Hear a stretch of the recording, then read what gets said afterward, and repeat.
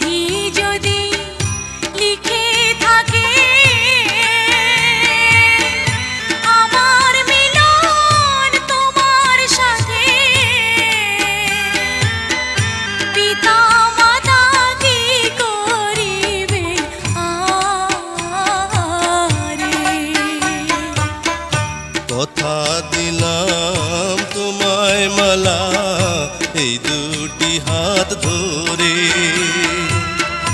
তোমার আমার হইবে মিলন এই ভাবের পরে।